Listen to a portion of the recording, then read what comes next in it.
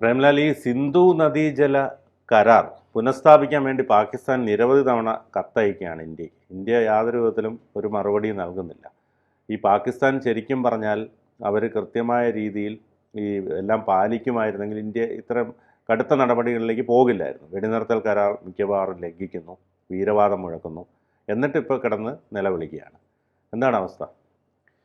4 കത്താണ് അയച്ചേക്കുന്നത്. അതായത് ഇന്ത്യ ഈ സിന്ധു നദീജല കരാർ സസ്പെൻഡ് ചെയ്ത് റദ്ദാക്കിയ അതിൻ്റെ പശ്ചാത്തലത്തിൽ ആദ്യം ഒരു കത്തയച്ചു, ഇന്ത്യ മറുപടി കൊടുത്തില്ല. അപ്പോൾ അതിൻ്റെ വിശേഷം തിരക്കി വീണ്ടും കത്തയച്ചു. അങ്ങനെ തുടർച്ചയായി 4 കത്ത്. ഏറ്റവും ഒടുവിൽ വന്ന കത്തടക്കം ഈ 4ഉം കൂടി ജലവിഭവ വകുപ്പ് മന്ത്രാലയം ഇന്ത്യയുടെ വിദേശകാര്യ മന്ത്രാലയത്തിന് കൈമാറി.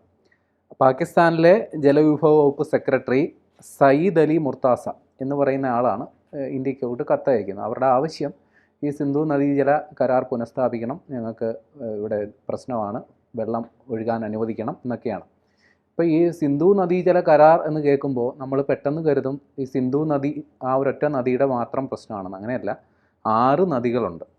അതിലൊന്ന് മാത്രമാണ് സിന്ധു. ഒന്ന് ജലം, ചെനാബ്, രവി, ബയാസ്, സത്ലജ്. അപ്പോൾ ഇത്രയും നദികളിലെ വെള്ളം നേരെ പാകിസ്ഥാനിലോട്ടാണ് ഒഴുകിപ്പോകുന്നത്. അതായത് ഇവിടെ ഉത്ഭവിക്കുന്ന നദിയിലെ വെള്ളത്തിൻ്റെ ഏറിയ പങ്കിൻ്റെ ഉപഭോക്താക്കൾ പാകിസ്ഥാനാണെന്ന് ചുരുക്കം.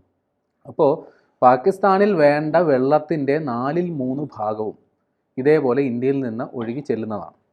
അതുകൂടാതെ അവിടുത്തെ കൃഷി, ഈ നദീതടങ്ങളിലെ കൃഷി 90% ആശ്രയിച്ചിരിക്കുന്നത് ഈ ഒഴുകി വരുന്ന ഈ വെള്ളത്തിലാണ്. ഇതുകൂടാതെ ആ പ്രദേശത്തുള്ളവർ ഉപജീവനം കണ്ടെത്തുന്നത്, ഇപ്പോൾ മത്സ്യബന്ധനമായിക്കോട്ടെ, അങ്ങനെ ഈ ജലവുമായി ബന്ധപ്പെട്ട തൊഴിലുകളിൽ ഏർപ്പെട്ട ഒരു 80% പേര് ഉപജീവനം നടത്തുന്നതും ഈ നദികളുടെ ഓരങ്ങളിലാണ്. കൂടാതെ പാകിസ്ഥാന് നിരവധിയായ കുടിവെള്ള പദ്ധതികളും ജലവൈദ്യുത പദ്ധതികളുമെല്ലാം ഈ നദീതടങ്ങളിലുണ്ട്.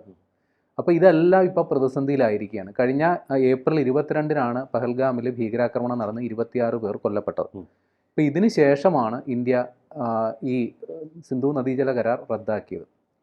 പിന്നെ ഇന്ത്യ പാക് അധീന കാശ്മീരിലേക്കുള്ള ഏതോ നദികളുടെ ഡാമൊക്കെ തുറന്നു വിട്ടു എന്നൊക്കെയാണ് പറയുന്നത്. അപ്പോൾ ഇപ്പോൾ പാകിസ്ഥാൻ്റെ ഇപ്പോഴത്തെ അവസ്ഥ എന്തെന്നാൽ അവിടെ ഈ കുടിവെള്ള ക്ഷാമം രൂക്ഷമാണ്. അവിടെ ജനങ്ങൾ പൊറുതിമുട്ടി സർക്കാരിനെതിരെ സമരങ്ങൾ സംഘടിപ്പിച്ചുകൊണ്ടിരിക്കുന്നു. ഇതുകൂടാതെ വലിയ രീതിയിലുള്ള രാഷ്ട്രീയ സമ്മർദ്ദവും പാക് സർക്കാരിനുണ്ട്. അവിടെ പ്രതിപക്ഷം സർക്കാരിനെതിരെ തിരിയുന്ന ഒരവസ്ഥയുണ്ട്. അവിടുത്തെ ഒരു പ്രതിപക്ഷ അംഗം പാർലമെൻറ്റിൽ പ്രസ്താവന നടത്തിയത് ഈ അവസ്ഥയിലാണ് കാര്യങ്ങൾ മുമ്പോട്ട് പോകുന്നതെങ്കിൽ ആളുകൾ പട്ടിണി കിടന്ന് ചാകുന്ന ഒരവസ്ഥയിലേക്ക് എത്തും. കാരണം ഞാൻ നേരത്തെ പറഞ്ഞ പോലെ ഈ വെള്ളമാണ് എല്ലാത്തിനും വേണ്ടത്. അവിടെ തൊഴിലില്ലാണ്ടാകുന്നു, കൃഷിയില്ലാണ്ടാകുന്നു, സകല പ്രശ്നങ്ങളുമുണ്ട്. ഇപ്പോൾ ഈ സിന്ധു നദീജല കരാർ റദ്ദാക്കിയ സംഗതി നമ്മുടെ രാജ്യത്തിന് മുകളിൽ തൂങ്ങിയാടുന്ന ഒരു ജലബോംബാണ് എന്നാണ് അദ്ദേഹം പറയുന്നത്. അത് എത്രയും പെട്ടെന്ന് നിർവീര്യമാക്കണം, അതിനുവേണ്ടി വേണ്ട നടപടികൾ സർക്കാർ എടുക്കണമെന്നാണ് അന്ന് ആവശ്യപ്പെട്ടത്. അപ്പോൾ ഇന്ത്യ ഈ കാര്യത്തിൽ നേരത്തെ തന്നെ നിലപാടെടുത്തിട്ടുണ്ട്. അതായത് ട്രേഡ് ആൻഡ് ടെററിസം ഒരുമിച്ച് പോകില്ല. അതായത് മുമ്പ് ഭീകരാക്രമണം ഉണ്ടായ സമയത്ത് ഇന്ത്യയുടെ ഒരു നിലപാട് അതായിരുന്നു. പാകിസ്ഥാനുമായിട്ടുള്ള സകല വ്യാപാര കരാറും റദ്ദാക്കിക്കൊണ്ട് അന്ന് നടത്തിയൊരു പ്രസ്താവന അതായിരുന്നു, ട്രേഡ് ആൻഡ് ടെററിസം നടക്കില്ല. അപ്പോൾ ഈ സിന്ധു നദീജല കരാർ റദ്ദാക്കിയപ്പം കുറച്ചുകൂടി പരിഷ്കരിച്ച് നമ്മൾ പുതിയൊരു മുദ്രാവാക്യം ഇറക്കി, ബ്ലഡ് ആൻഡ് വാട്ടർ ഒരുമിച്ചൊഴുകില്ല, രക്തവും വെള്ളവും ഒരുമിച്ചൊഴുകില്ല.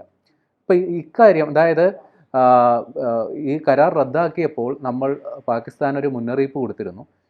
നമ്മൾ ആവശ്യപ്പെടുന്ന ഒരു 3 ഭീകരവാദികളുണ്ട്, ലഷ്കർ ഇ തോയ്ബയുടെ നേതാക്കളായ 3 ഭീകരവാദികൾ. അവരാണ് നമ്മുടെ മുംബൈ ഭീകരാക്രമണമൊക്കെ ആസൂത്രണം ചെയ്തത്. ഇവരെ ഇന്ത്യക്ക് വിട്ടുകിട്ടണം. അതിർത്തി കടന്നുള്ള ഭീകരവാദ പ്രവർത്തനങ്ങൾ പാകിസ്ഥാൻ നിയന്ത്രിക്കുന്നുവെന്ന് ഇന്ത്യക്ക് ബോധ്യമാകണം. ഈ കാര്യങ്ങൾ പാലിക്കപ്പെട്ടാൽ മാത്രമേ ഈ സിന്ധു നദീജല കരാർ പൂർവ്വസ്ഥിതിയിലാകുമെന്ന് ഇന്ത്യ നേരത്തെ തന്നെ നിലപാടെടുത്തിരുന്നു. പക്ഷേ ആ കാര്യത്തിൽ ഒരു ഉറപ്പും ഒരു നടപടിയും പാകിസ്ഥാൻ്റെ ഭാഗത്തു നിന്നും ഉണ്ടായിട്ടില്ല. അതുകൊണ്ട് ഈ കത്ത് അയക്കലല്ലാണ്ട് കാര്യമായ ഒരു നീക്കവും അതുമായിട്ടുണ്ടാകില്ലെന്ന് ഉറപ്പാണ്. ഇപ്പോൾ പാകിസ്ഥാൻ ചെയ്തുകൊണ്ടിരിക്കുന്നത് അന്താരാഷ്ട്ര വേദികളിൽ ഈ വിഷയം അവതരിപ്പിച്ച് ഇന്ത്യയെ സമ്മർദ്ദത്തിലാക്കാനായിട്ടുള്ള ശ്രമമാണ് നടക്കുന്നത്.